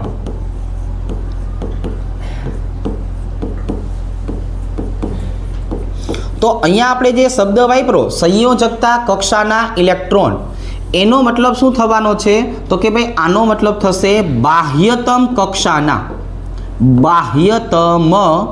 કક્ષાના ઇલેક્ટ્રોન. આવી રીતે જો. તો આ ત્રણે ત્રણ શબ્દનો આપણે ધીમે ધીમે કરતા મતલબ શીખી લઈએ. માની લઈએ કે આપણી પાસે 4 નંબરનું બેરેલિયમ છે, તો આના માટે કેમ દર્શાવી શકાય? તો કે જો આવી રીતે દર્શાવી શકાય, 2 અને 2. 5 નંબરનો બોરોન છે, તો એના માટે કેમ દર્શાવી શકાય? તો કે ભાઈ 2 અને 3. 6 નંબરના કાર્બનની વાત કરીએ તો આવી રીતે 2 અને 4. 5 નંબરના છોકરાઓ 7 નંબરના નાઇટ્રોજનની જો આપણે વાત કરીએ છોકરાઓ, તો અહીંયા લખશું 2 અને 5. 8 નંબરના ઓક્સિજનની વાત કરીએ તો અહીંયા લખશું 2 અને 6. હવે ખાસ કરીને સાંભળો, 9 નંબરના ફ્લોરિનની વાત કરીએ અથવા કોઈ પણ હેલોજન પરમાણુની વાત કરીએ. હવે જો ફ્લોરિનને બાદ કરતા કોણ આવશે? ક્લોરીન, બ્રોમિન અને આયોડિન. આ 4 હેલોજન પરમાણુને આપણે કોમન રીતે શું કરશું? તો કે એના બાહ્યતમ કક્ષાના ઇલેક્ટ્રોનને 7 સમજશું. અને આના પછી આવશે નિષ્ક્રિય તત્વ. હવે અહીંયા જો આપણે શબ્દ વાપરીએ ને નિષ્ક્રિય તત્વ, તો આ નિષ્ક્રિય તત્વમાં એકમાત્ર ઘટક આવશે ઝીનોન. કોણ આવશે છોકરાઓ? ઝીનોન એક જ આવવાનું છે. તો આ ઝીનોનની માટે આપણે શું લખવાનું થાય? તો કે ભાઈ 8 લખવાનું થાય. તો હવે આમ જોવા જઈએ તો આપણને કયા કયા સંયોજકતા કક્ષાના ઇલેક્ટ્રોન જોવા મળ્યા? તો કે જો બેરિલિયમ માટે 2, બોરોન માટે 3, કાર્બન માટે 4, નાઇટ્રોજન માટે 5, ઓક્સિજન માટે 6, કોઈ પણ પ્રકારનો હેલોજન હોય તો 7 અને ઝીનોન આપેલો હોય તો 8. તો આ આપણને માહિતી મળી ગઈ મધ્યસ્થ પરમાણુ તરીકે જે કોઈ પણ ઘટક છે એના સંયોજકતા કક્ષાના ઇલેક્ટ્રોન આટલા થયા. હવે જો હું ચાર્જ શબ્દની વાત કરું છોકરાઓ, તો જો ચાર્જને આવી રીતે સમજાવશું. બીજા નંબરનો પોઈન્ટ આપણે શું લેવો છે? ચાર્જ લેવો છે. તો અહીંયા આખી વસ્તુની જો આપણે વાત કરીએ છોકરાઓ, તો આખી વસ્તુ કોની સાથે સંકળાયેલી છે? તો કે ભાઈ ઇલેક્ટ્રોનની લેવડ દેવડ સાથે. ચાર્જ શબ્દની વાત કરીએ તો અહીંયા આપણે પાછું કહેવું પડે કે ઇલેક્ટ્રોનની લેવડ દેવડ સાથે જે છે આ વસ્તુ સંકળાયેલી હશે. કઈ રીતે સમજીએ? અહીંયા હું તમને 2 ઉદાહરણ આપું. ફોર એક્ઝામ્પલ આપણે એક ઉદાહરણ લેવું છે NH4+1. આનો મતલબ થાય એમોનિયમ આયન. સાંભળજો છોકરાઓ, આને શું બોલશું આપણે? એમોનિયમ આયન તરીકે દર્શાવશું. હવે જો હું એમોનિયમ આયન શબ્દ વાપરું ને, તો આ એમોનિયમ આયનનો મતલબ એવો થયો આને 1 ઇલેક્ટ્રોન ગુમાવ્યો છે. તો આપણે અહીંયા ચાર્જ તરીકે શું લખવાનું થાય? તો કે આપણે અહીંયા ચાર્જ તરીકે -1 લખવાનું થાય. અને એવી જ રીતે આપણી પાસે એક બીજું ઉદાહરણ છે CO3-2. જો આ CO2-2 ની વાત કરીએ તો આ કોણ થઈ ગયું? તો કે આ થઈ ગયું કાર્બોનેટ આયન. સાંભળો, આ કોણ થઈ ગયું છોકરાઓ? Carbonate ion.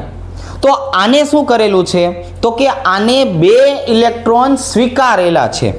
જો આપણે 2 ઇલેક્ટ્રોન સ્વીકારવાની વાત કરીએ તો અહીંયા તમારે વીજભાર તરીકે લખવાનું છે +2. કારણ શું છે કે ઇલેક્ટ્રોનની લેવડ દેવડ, આપણે ઇલેક્ટ્રોનની સંખ્યાને આધારે આ બધી વસ્તુ સમજાવીએ છીએ. હવે આપણે શું કરશું છોકરાઓ? તો કે જો હવે આપણે આના કરતાં આગળ વધીએ તો આપણે આ એક સંયોજક પરમાણુ છે એ સમજાવીએ. ત્રીજા નંબરે શું આવશે? તો કે જો ત્રીજા નંબરે આવું આવશે, એક સંયોજક પરમાણુ. જો એક સંયોજક પરમાણુનો મતલબ આવો થયો છોકરાઓ કે જેની સંયોજકતા કાં તો +1 હોય અથવા તો -1 હોય. હાઇડ્રોજનની વાત કરીએ તો હાઇડ્રોજન માટે ઘણીવાર +1 આવી શકે અથવા હાઇડ્રોજન માટે -1 આવી શકે, મોટા ભાગે +1. પણ જો હું હેલોજનની વાત કરું તો હેલોજન માટે જ્યારે આપણને -1 મળતું હોય છે ને, કઈ રીતે? ફ્લોરિન -1, ક્લોરિન -1, બ્રોમિન -1 અને આયોડિન -1. તો આ 5 ઘટકોને આપણે ધ્યાનમાં લેશું. ત્યાં આપણે એવું કીધેલું કે આ 5 ઘટકોમાંથી કોઈ પણ એક આવેલું હોય તો સંખ્યા લખવી. નકર તો જો લખશું કે ભાઈ આ 5 સિવાયના દરેક માટે, આ 5 સિવાયના દરેક માટે શું લખશું છોકરાઓ આપણે? તો કે ભાઈ આ 5 સિવાયના દરેક માટે શૂન્ય લખવાનું છે. શું લખવાનું થાય? શૂન્ય. ત્યાં મીંડા મૂકી દેવાની વાત છે. શું કરી નાખશું આપણે? મીંડા મૂકી દેશું. તો જો આ સૂત્રને આધારે બધી માહિતી મળે. હવે માની લો કે આમનો જવાબ આવ્યો, તો આમનો જે જવાબ આવે કે નહીં એને આધારે શું થઈ શકે એનું હવે નાનકડું એવું કોષ્ટક સમજાવું. રેડી? ચાલો પહેલાં આટલું આપણે લખી લઈએ, પછી એ કોષ્ટક જે છે એ કોષ્ટક લખાવરાવું. જો હવે માની લો કે આપણે આ બધી માહિતી છે એ બધી માહિતી આ સૂત્રમાં મૂકી, એટલે હવે કેવું બનશે છોકરાઓ? તો કે આ સૂત્રનો આપણને કંઈક એવો જવાબ મળશે. હવે જે જવાબ મળવાનો છે કે નહીં એ જવાબને આધારે આપણે સમજાવીએ. જો અહીંયા આપણે શું લખશું છોકરાઓ? તો કે ભાઈ અહીંની જો વાત કરીએ તો અહીંયા લખશું કુલ ઇલેક્ટ્રોન યુગ્મ. આ લખશું આપણે કુલ ઇલેક્ટ્રોન યુગ્મ.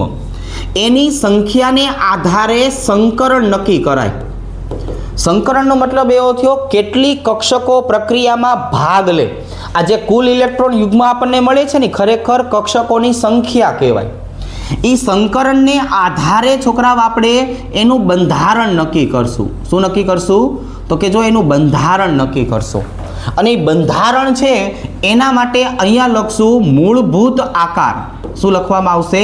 આમનો મૂળભૂત આકાર જે છે એ મૂળભૂત આકાર લખવામાં આવશે.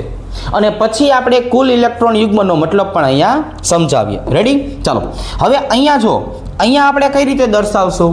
તો કે ભાઈ કુલ ઇલેક્ટ્રોન યુગ્મનો માની લો કે જવાબ આવે છે 2, 3, 4, 5, 6 અને 7 આવી રીતે.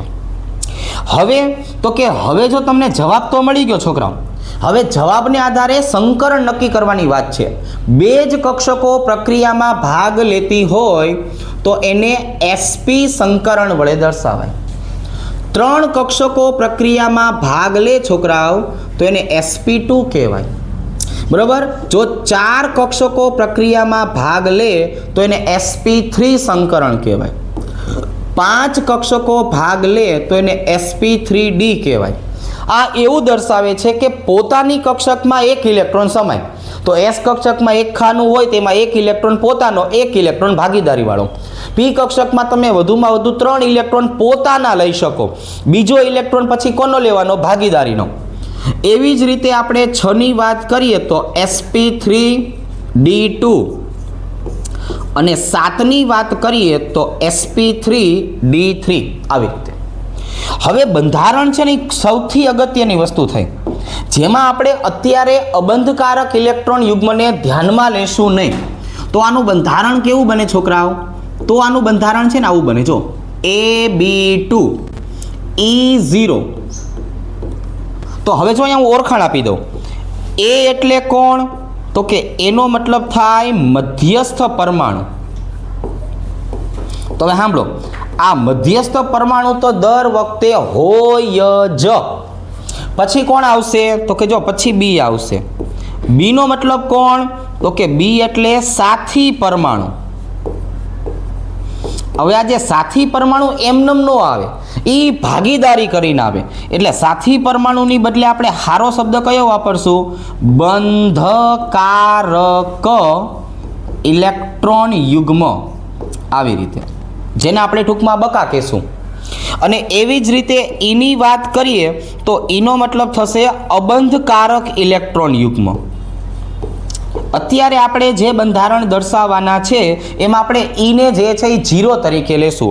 અબંધકારક ઇલેક્ટ્રોન યુગ્મ. બરાબર? આવી રીતે. તો હવે પાછા આગળ વધીએ. જો હવે sp2 એટલે અહીંયા મને સંખ્યા કેટલી મળશે? 3. તો આને કઈ રીતે દર્શાવાય? AB3E0. આ 4ની વાત કરીએ તો આને કઈ રીતે દર્શાવાય? તો જો એને આવી રીતે દર્શાવાય AB4E0. અત્યારે આપણે એની સંખ્યાને 0 તરીકે લેશું. 5ની વાત કરીએ તો AB5E0. 6ની વાત કરીએ તો AB6E0. અને છેલ્લે જો 7ની વાત કરવામાં આવે તો AB7E0. આવી રીતે. હવે છોકરાઓ આ બંધારણનો મૂળભૂત આકાર કેવો હોય ને એ આપણે અત્યારે ખાલી લખીને સમજીએ. કઈ રીતે? જો sp સંકરણ હોય તો એનો મૂળભૂત આકાર હોય રેખીય. જો sp2 સંકરણ હોય તો એનો મૂળભૂત આકાર હોય સમતલીય ત્રિકોણાકાર. જો એનો આકાર કેવો હોય છોકરાઓ? સમતલીય ત્રિકોણાકાર. એવી રીતે આની વાત કરીએ તો અહીંયા આવશે સમચતુષ્ફલકીય. જો અહીંયા કોણ આવશે? તો કે ભાઈ અહીંયા આવશે સમચતુષ્ફલકીય. 5 આપેલું હોય તો એને બોલવામાં આવે છે ત્રિકોણીય દ્વિપિરામિડલ. જો આવી રીતે આને શું બોલશું આપણે? ત્રિકોણીય દ્વિપિરામિડલ. 6 આપેલું હોય તો એને છોકરાઓ આપણે દર્શાવશું અષ્ટફલકીય. 6ને શેને આપણે દર્શાવવામાં આવશે? અષ્ટફલકીય તરીકે દર્શાવવામાં આવશે. અને જો 7 શબ્દ આવે છોકરાઓ તો એના માટે આવે છે પંચકોણીય દ્વિપિરામિડલ. તો અહીંયા જોવા મળશે પંચકોણીય દ્વિપિરામિડલ. જો આ મૂળભૂત વસ્તુ જે છે એને આપણે દર્શાવી. હવે પાછું અહીંયા ઓલો મતલબ સમજાવીએ. કયો મતલબ? કે ભાઈ આ અકા અને બકા અને કુલ ઇલેક્ટ્રોન યુગ્મ કઈ રીતના હોય? તો અહીંયા કુલ ઇલેક્ટ્રોન યુગ્મ છે એ 2 વસ્તુના સરવાળા દ્વારા મળશે. કઈ 2 વસ્તુ? તો કે એક આવશે બંધકારક ઇલેક્ટ્રોન યુગ્મ અને એક આવશે અબંધકારક ઇલેક્ટ્રોન યુગ્મ. આ બકા જે છે એને બી વડે દર્શાવશું, અકા જે છે એને ઈ વડે દર્શાવશું. જો આવી રીતના દર્શાવવામાં આવે. હવે એક આપણે ડેમો જે છે એ ડેમો જોઈએ કે ભાઈ આ બધી વસ્તુ કઈ રીતના આવશે. તો અત્યારે હું sp સંકરણથી તમને આ બધી વસ્તુ સમજાવું. જો sp સંકરણ ક્યારે બને, એની કેટલી શક્યતાઓ હોય, કયા કયા આકારમાં ફેરફાર થઈ શકે અને બધાના માનાંક ઉદાહરણ કયા હોય એની આપણે અહીંયા ચર્ચા કરશું. રેડી? આ વર્ગીકરણ જે છે એ વર્ગીકરણ તરીકે આપણે એની ચર્ચા કરવી છે. તો પહેલા જો અહીંયા આવું આવશે કે કુલ ઇલેક્ટ્રોન યુગ્મ કેટલા હોવા જોઈએ છોકરાઓ? 2.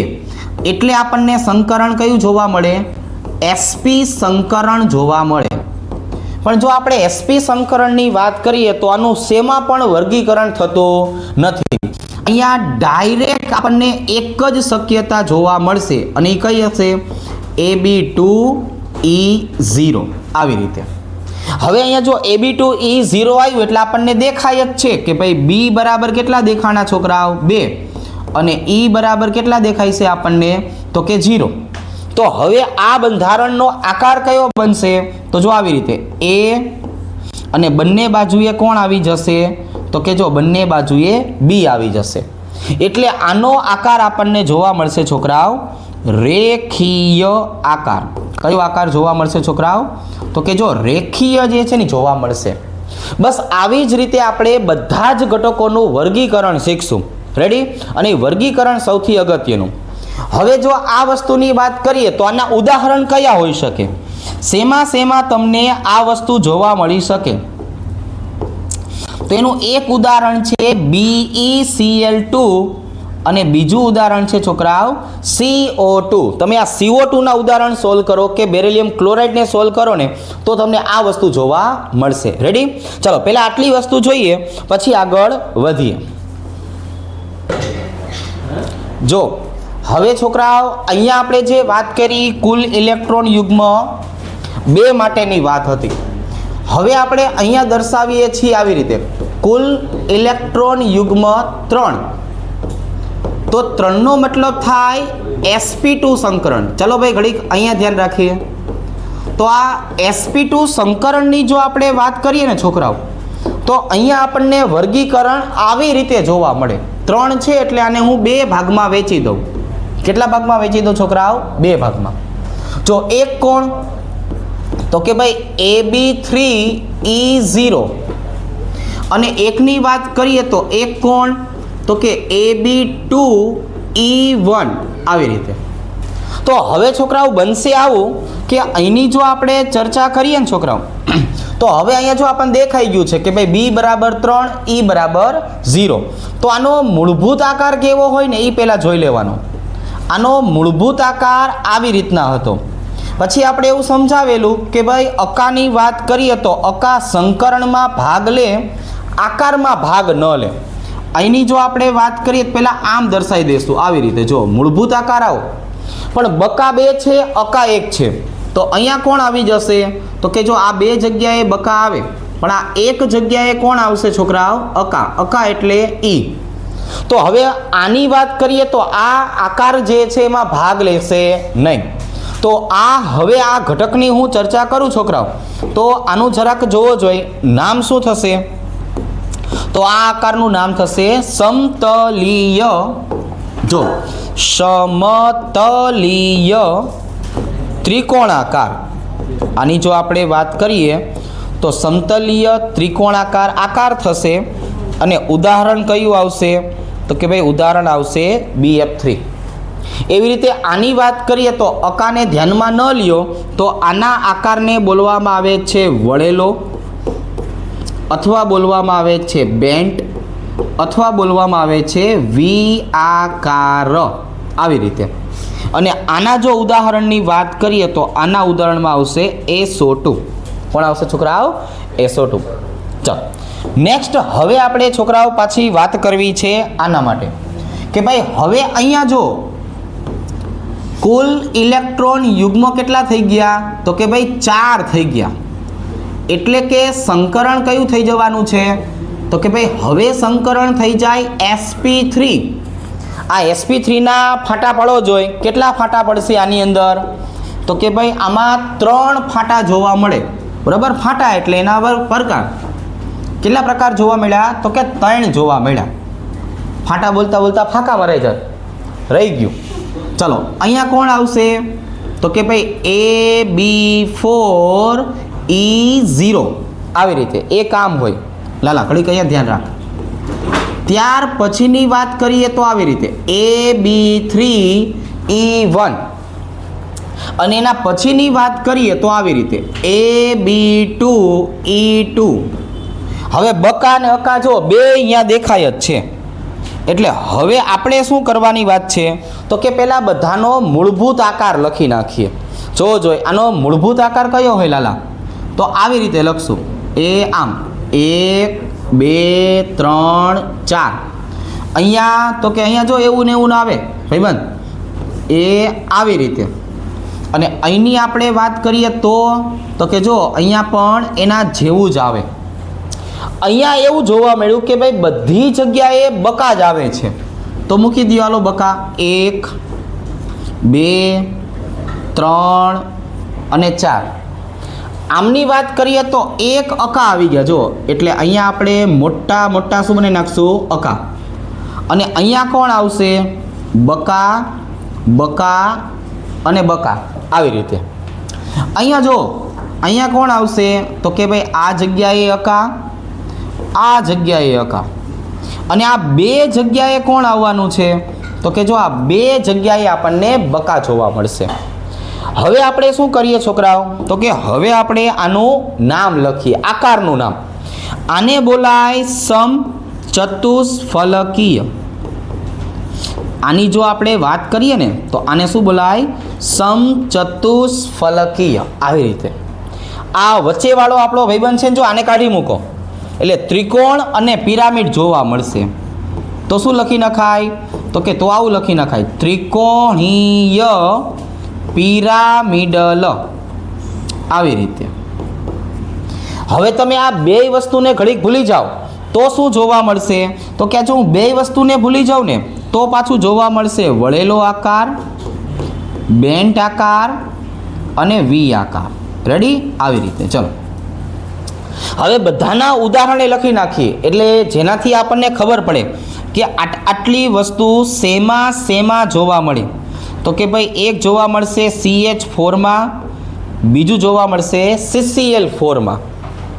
અહીંયા એક જોવા મળશે છોકરાઓ જો આવી રીતે એમોનિયામાં, એક જોવા મળશે PH3માં અને એક જોવા મળશે PCl3માં આવી રીતે. અને વળેલો આકારની વાત કરીએ તો એ જોવા મળશે OH2માં, જેને આપણે H2O કહીએ છીએ પણ લખાય એને કઈ રીતે OH2. તમે OH2 તરીકે પણ દર્શાવી શકો. અને એક સ્પેશિયલ કેસ આવશે I3+. નો મતલબ થાય I2+. જો આની અંદર પણ આપણને sp3 સંકરણ અને આ વસ્તુ જોવા મળશે. રેડી? ચાલો આના પછીનું વર્ગીકરણ પાછો સમજાવું છું, એ જરાક જોઈએ. ઓકે, જો હવે એના પછીની જો આપણે વાત કરીએ તો નવી શક્યતા કઈ આવશે છોકરાઓ? તો જો નવી શક્યતાની વાત કરીએ તો અહીંયા લખશું કુલ ઇલેક્ટ્રોન યુગ્મ આવશે 5 અને એટલે સંકરણ બનવાનું છે sp3d. આમાં સૌથી વધારે શક્યતા આપણને જોવા મળે છે છોકરાઓ 4. આમાં આપણને 4 શક્યતા સૌથી વધારે જોવા મળે. જો વારા ફરતી લખીએ. પહેલી શક્યતા કઈ? તો કે AB5E0. ચાલો ભાઈ. બીજી શક્યતા કઈ?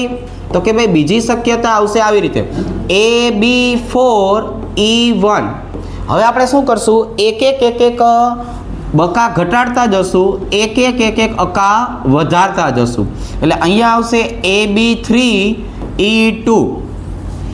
એના પછીની વાત કરીએ તો અહીંયા કોણ આવશે? તો કે ભાઈ અહીંયા આવશે AB2E3 આવી રીતે. જો હવે આ જે 4 શક્યતા થઈ એટલે આપણને છોકરાઓ અહીંયા ખબર પડી ગઈ છે કે ભાઈ 4 શક્યતામાં બકા કેટલા છે, 4 શક્યતામાં અકા કેટલા છે. તો હવે આપણે શું કરીએ તો કે આમનો મૂળભૂત આકાર કયો થાય ને પહેલાં બનાવી નાખીએ. તો કે જો આમના મૂળભૂત આકારની વાત કરીએ ને તો આવી રીતે ત્રિકોણીય દ્વિપિરામિડલ. દરેક વખતે આપણે આ ફોર્મેટ જે છે એ ફોર્મેટને દર્શાવી દઈએ કે ભાઈ જો અહીંયા આપણે આકાર નક્કી કરવાનો થાય તો ત્રિકોણીય દ્વિપિરામિડલ છે એને ધ્યાનમાં લેવું પડે. હવે અહીંયા આપણે જો પહેલાંની વાત કરીએ તો એમાં તો ફિક્સ થઈ ગયું કે બધા ઘટકો કયા આવેલા છે? તો કે બકા. એટલે કે અહીંયા આવી જશે B, અહીંયા આવી જશે B, અહીંયા આવી જશે B અને અહીંયા આવી જશે B. એટલે હવે જો હું આટલા ભાગને આમ જોડી દઉં છોકરાઓ તો મને ત્રિકોણ બન્યું અને ત્રિકોણમાં ઉપર અને નીચેથી આપણે પિરામિડ બનાવી શકાય. પણ હવે આમાં જો અકા આવશે તો આ જે અકાર્યા ને છોકરાઓ એ સ્પેશિયલ કેસ ધરાવતા હોય, એનું અપાકર્ષણ મૂલ્ય વધારે હોય. એટલે કે valence shell electron pair repulsion theory, આ સંકલ્પનાની જો આપણે વાત કરીએ તો આ આપણને અપાકર્ષણનું મૂલ્ય સમજાવે છે કે ભાઈ સૌથી વધારે અપાકર્ષણ કઈ રીતે જોવા મળે. તો આપણને આને એવું કીધું કે જે ઓલા અબંધકારક ઇલેક્ટ્રોન યુગ્મ છે ને, અબંધકારક ઇલેક્ટ્રોન યુગ્મ, આમની વચ્ચે સૌથી વધારે અપાકર્ષણ જોવા મળે. આને અકા તરીકે દર્શાવાય. આને બોલશું આપણે લોન પેર ઓફ ઇલેક્ટ્રોન. અહીંયા હું ટૂંકમાં લખું છું લોન પેર. અને સૌથી ઓછું અપાકર્ષણ શેમાં જોવા મળશે છોકરાઓ? તો કે ભાઈ સૌથી ઓછું અપાકર્ષણ જોવા મળશે બંધકારક ઇલેક્ટ્રોન યુગ્મ. જો હવે હું આ બંધકારક ઇલેક્ટ્રોન યુગ્મની વાત કરીએ તો આપણે આને બકા તરીકે દર્શાવશું અને આ બકા જે છે ને દર્શાવશું આપણે આવી રીતે બોન્ડ પેર તરીકે. તો હવે આ અપાકર્ષણ જે છે એ અપાકર્ષણનો ક્રમ શું થયો? તો જો આપણે પહેલા શબ્દ લખીએ છીએ અપાકર્ષણનો ક્રમ કે ભાઈ સૌથી વધારે અપાકર્ષણ શેમાં જોવા મળશે? તો કે અકામાં જોવા મળશે. એટલે અકા અને અકા ભેગા થાય તો સૌથી વધારે અપાકર્ષણ ઉત્પન્ન કરે. પછી કોનો વારો આવશે? તો કે છોકરાઓ પછી વારો આવે છે અકા અને બકાનો. બરાબર છે, આ થઈ ગયું અકા બકા. ધ્યાન ન આપીએ તો થઈ જાય હકા બકા. એના પછી આવશે બકા બકા. એના પછી કોણ આવશે છોકરાઓ? બકા બકા. એ આવી રીતે. તો હવે અહીંયા એવું નક્કી થયું કે આ અકા નડે છે. તો નડે છે તો શું કરશું? તો જો આવી રીતે આ જે પીળા કલરના હોય ને, એ આ પીળા કલરના અકા દેખાણા, એ બહુ નડતા હોય. તો એ જે નડતા હોય ને શું કરશું આપણે? આઘા મૂકી આવશું. તો અહીંયા આપણે લખશું અકાને શક્ય હોય તેટલા દૂર રાખવા. કેવા રાખવા છોકરાઓ? દૂર રાખવા. વેરી ગુડ છે. આવી રીતે. તો હવે અહીંયા જુઓ છોકરાઓ, અહીંયા આપણી પાસે એક અકા આવશે. એ એક અકા છે એને આવી રીતે કરી નાખીએ. જો આમ બાકીના બધા તો કોણ હતું છોકરાઓ? તો કે ભાઈ બાકીના બધા તો બકા હતા. જો અહીંયા લઈ આવું, હાલો. બકા બકા બકા અને બકા. એવી રીતે અહીંયા જો હવે આપણી પાસે અહીંયા બે અકા આવેલા છે. જો દેખાણા? આ જે નડતર હોય ને એને આપણે આ પીળા કલરના જે છે એ ટપકા વડે દર્શાવશું. રેડી? જો અને એને ક્યાં રાખશું? બને એટલા આઘા રાખશું. બરાબર? આવી રીતે અહીંયા આવશે બી, અહીંયા આવશે બી અને અહીંયા આવશે પી. હવે 3 હોય તો આપણને ખબર છે આમ તો 2 જ છે, પણ જો 3 હોય તો આવી રીતે જો એક આ બાજુના ખૂણે, આ બાજુના ખૂણે, આ બાજુના ખૂણે. રેડી? હવે બી ક્યાં આવી જશે? તો કે અહીંયા અને અહીંયા. જો એ આમ. હવે બધાના નામ લખવાની વાત છે છોકરાઓ. બહુ અગત્યની માહિતી આપણે લખી નાખી છે. હવે બધાના નામ લખી નાખીએ. આનું નામ શું થાય? ત્રિકોણીય દ્વિપિરામિડલ. એવી રીતે અહીંયા જુઓ છોકરાઓ, અહીંયા આનો આપણે આમ આકાર જોવા જોઈએ ને તો 2 રીતે દર્શાવશું. ચીચવો કહેશું આને. શું કહેશું છોકરાઓ? ચીચવો. ચીચવો ન કહેવું હોય તો કે આકાર પણ કહી શકાય. આવી રીતે. આ ભાઈબંધની વાત કરીએ તો આને દર્શાવશું આવી રીતે. કોહણીય ટી આકાર. અહીંયા જો શું કહેવાય આને? કોહણીય ટી આકાર. આવી રીતે. અને આની જો આપણે વાત કરીએ તો આને દર્શાવશું આપણે રેખીય તરીકે. આને શેના વડે દર્શાવશું આપણે? રેખીય. ઉદાહરણ લખ નાખીએ. અહીંયા આપણને એક ઉદાહરણ જોવા મળશે આવી રીતે. PCl5. જો અહીંયા શું જોવા મળશે? PCl5 જોવા મળશે. અહીંયા આપણે આવી રીતે ઉદાહરણ દર્શાવીએ. ચાલો, કોણ આવ્યું ભાઈબંધ? એટલે બેઠું તો ખરા. અચ્છા, અહીંયા હતું. અહીંયા પીળું, અહીંયા લીલું. રેડી? ચાલો અહીંયા જો અહીંયા લખશું આપણે PCl5. એટલે અલગ ઉદાહરણ પડે તો આપણને યાદ રહે. અહીંની જો આપણે વાત કરીએ છોકરાઓ તો અહીંયા આવશે SF4. જો અહીંયા કોણ આવશે છોકરાઓ? SF4 અથવા XeO2F2. આવી રીતે XeF2. આની જો આપણે વાત કરીએ તો અહીંયા આવશે BrF3. આની જો આપણે વાત કરીએ તો શું આવશે? BrF3. અને આની જો આપણે વાત કરીએ છોકરાઓ તો અહીંયા આવશે XeF2. અને એક છે ને સ્પેશિયલ કેસમાં આવશે. સ્પેશિયલ કેસમાં આવશે છોકરાઓ I3-. આને આપણે કઈ રીતે દર્શાવતા શીખવાડેલું છે જરાક યાદ કરો જોઈ. I2-. જો તો આમ જોવા જઈએ ને તો સંકરણમાં જે સૌથી અગત્યનો પોઈન્ટ કહેવાય ને એ આ કુલ ઇલેક્ટ્રોન યુગ્મ 5 અથવા તો આ sp3d સંકરણ જે રહ્યું ને એ છે. કેમ કે જે સૌથી વધારે અપવાદવાળી વસ્તુ હોય છે ને એ ખાસ કરીને આમાં જ જોવા મળે છે. જો આ વસ્તુ આપણને અહીંયા સૌથી વધારે જોવા મળશે. એટલે આમ જોવા જઈએ તો આ થોડીક મેઇન વસ્તુ થઈ. રેડી? ચાલો આગળ વધીએ. હવે આ જો અહીંની જો આપણે છોકરાઓ વાત કરીએ તો આ કઈ વસ્તુ આપણે દર્શાવી હતી તો કે ભાઈ sp3d સંકરણની આપણે વાત કરેલી. હવે એના પછીની જો આપણે વાત કરીએ તો અહીંયા છોકરાઓ જોવા મળશે કુલ ઇલેક્ટ્રોન યુગ્મ 6 અને 6 ની વાત કરીએ તો શું આવશે તો કે ભાઈ જો sp3d2 આવશે. હવે આ sp3d2 ની વાત કરીએ ને તો આમાં આપણને 3 શક્યતા જોવા મળશે. કેટલી શક્યતા જોવા મળે છોકરાઓ? 3 શક્યતા.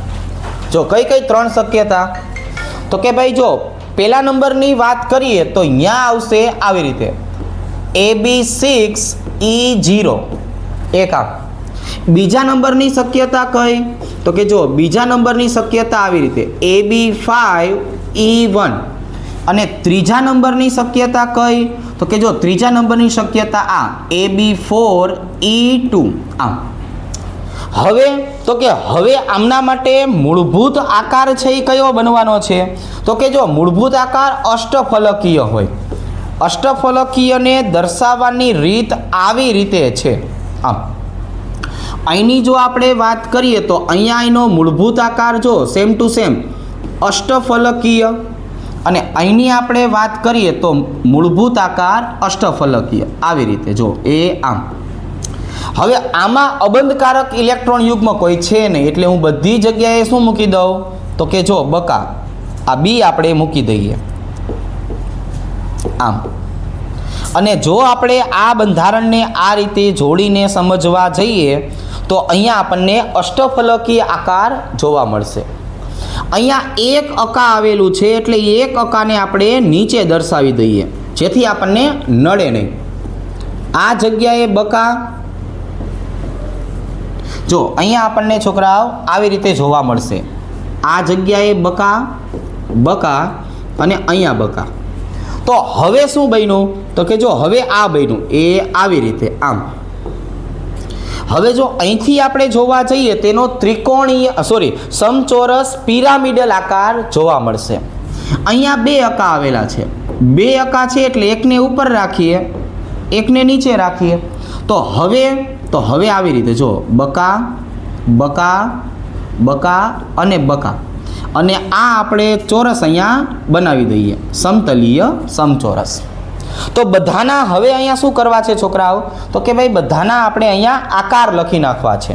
પેલું તો આપણને ખ્યાલ છે અષ્ટફલકીય કહેવાય. કેવું કહેવાય? અષ્ટફલકીય. આની વાત કરીએ તો આને બોલશું છોકરાઓ સમચોરસ પિરામિડલ. ખાલી ચોરસ પિરામિડલ લખો તો પણ ચાલે આવી રીતે. આની જો આપણે વાત કરીએ તો આને દર્શાવશું આવી રીતે સમતલીય સમચોરસ જો આવી રીતે આમ. હવે સૌથી અગત્યની વસ્તુ કઈ છોકરાઓ તો કે ભાઈ સૌથી અગત્યની વસ્તુ છે આમના ઉદાહરણ પાકા કરવા. સૌથી અગત્યના અષ્ટફલકીયની વાત કરીએ તો અહીંયા SF6 જોવા મળશે.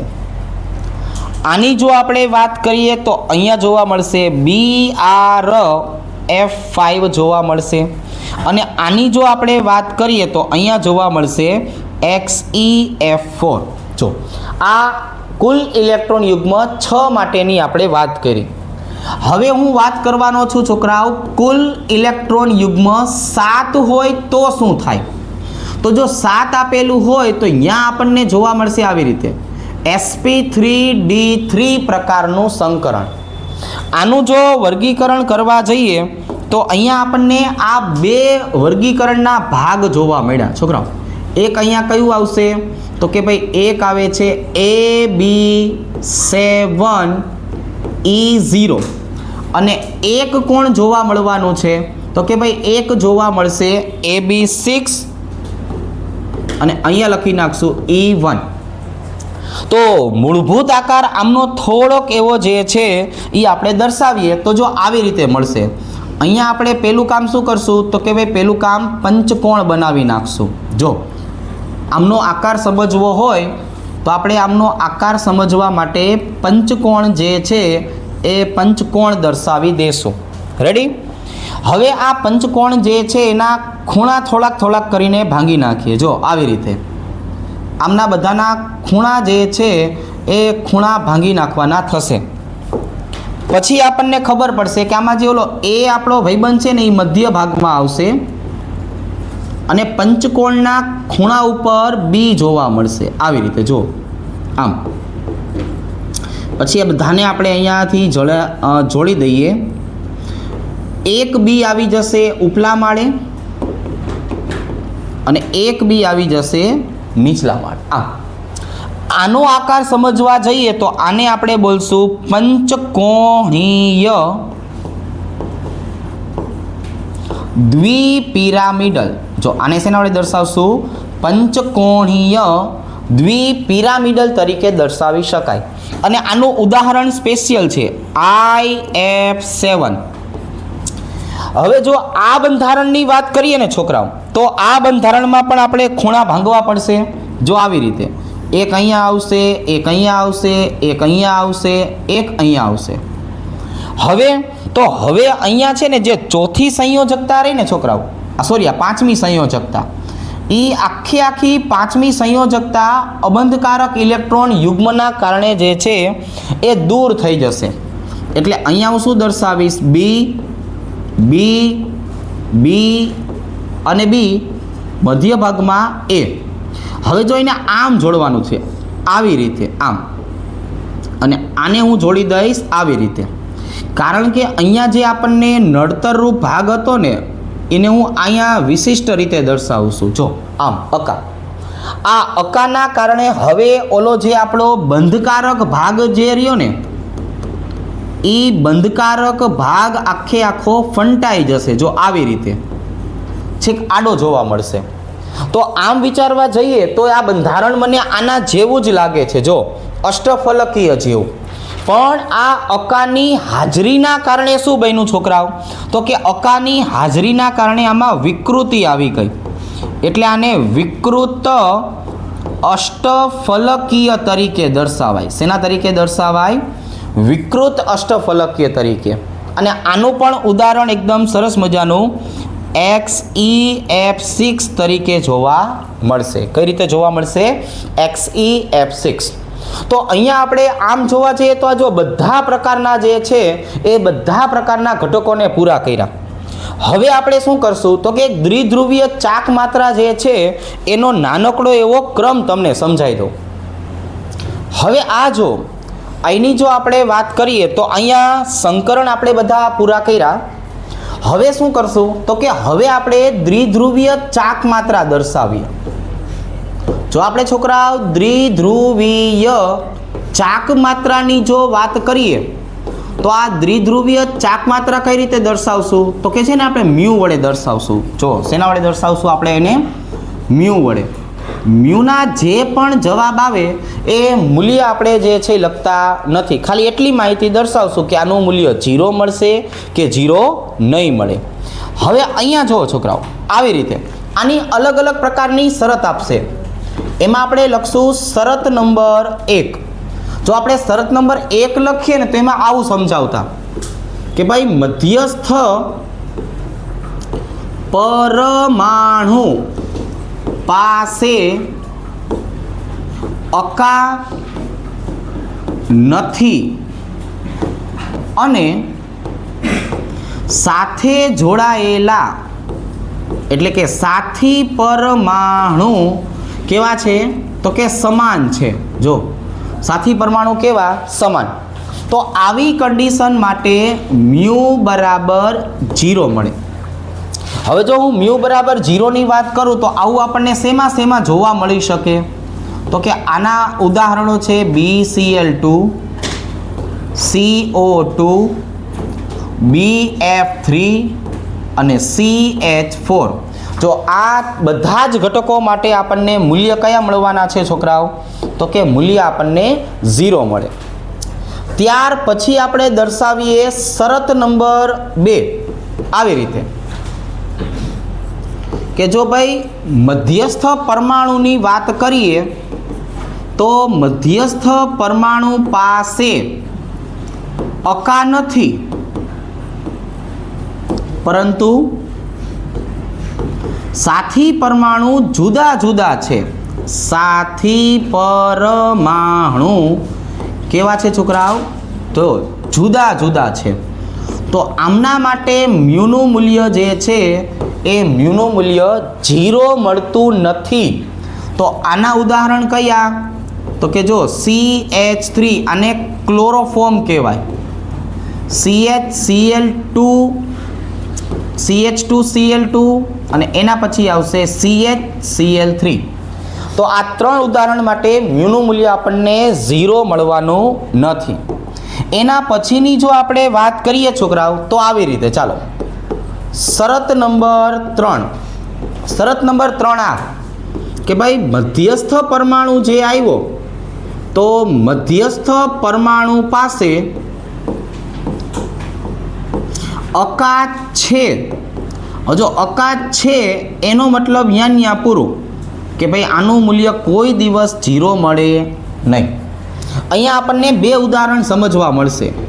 એક આવશે NH3 જેની દ્વિધ્રુવીય ચાક માત્રાનું મૂલ્ય NF3 કરતાં વધારે હોય.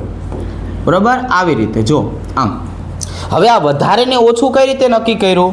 એની સાથે કોણ જોડાયેલું છે? હાઇડ્રોજન. એ કેવો હોવો જોઈએ? તો કે ઓછો વિદ્યુત ઋણ હોવો જોઈએ. એની વિદ્યુત ઋણતા ઓછી હોય એટલે આની દ્વિધ્રુવીય ચાક માત્રા વધી જાય. આ ફ્લોરિનની વાત કરીએ તો ફ્લોરિન કેવો થઈ ગયો? તો કે વધારે વિદ્યુત ઋણ. હવે વધારે વિદ્યુત ઋણ છે એટલે સ્વાભાવિક રીતે જોવા જઈએ તો એની દ્વિધ્રુવીય ચાક માત્રા કેવી થઈ જાય? ઘટે. આવી જ રીતે આપણે છોકરાઓ શરત નંબર 4ની વાત કરીએ. શરત નંબર 4 શું છે? તો કે ભાઈ મ્યુ ચલે છે 1/θ. મતલબ કે બંધકોણનું મૂલ્ય વધતું જાય તો દ્વિધ્રુવીય ચાક માત્રાનું મૂલ્ય કેવું થાય છોકરાઓ? ઘટતું જાય. સૌથી વધારે દ્વિધ્રુવીય ચાક માત્રા કોની જોવા મળશે? તો કે જો એકલા ક્લોરોબેન્ઝીનની જોવા મળશે.